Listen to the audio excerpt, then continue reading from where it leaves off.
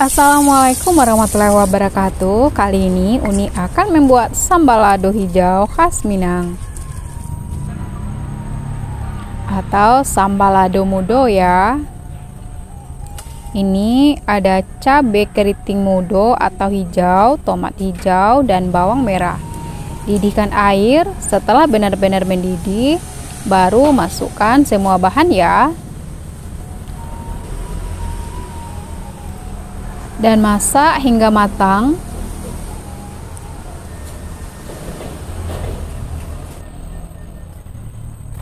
Nah, ini sudah matang, angkat lalu tiriskan.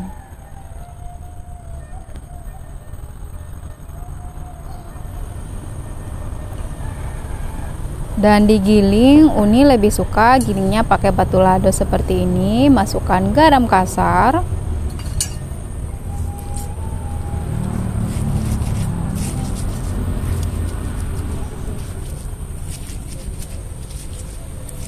Diusahakan jangan di blender ya.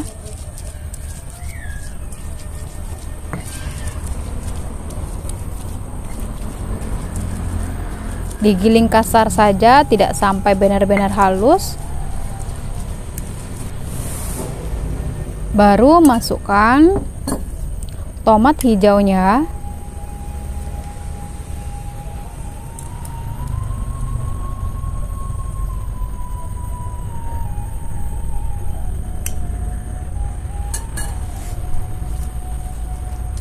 Dan giling sampai halus.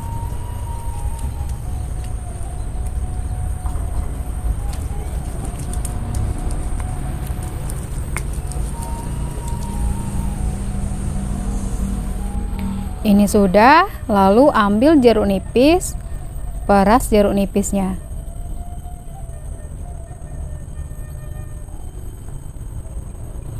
Lalu aduk hingga tercampur rata.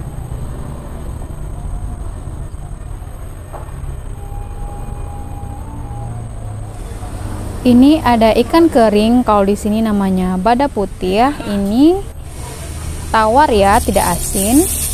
Panaskan minyak goreng. Setelah panas, aduk dan masak hingga ikannya matang.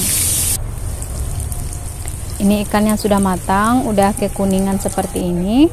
Lalu siram ke dalam cabai. Aduk hingga rata.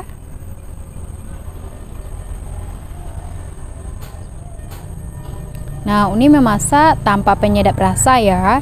Jika teman-teman mau tambahkan penyedap rasa, silahkan.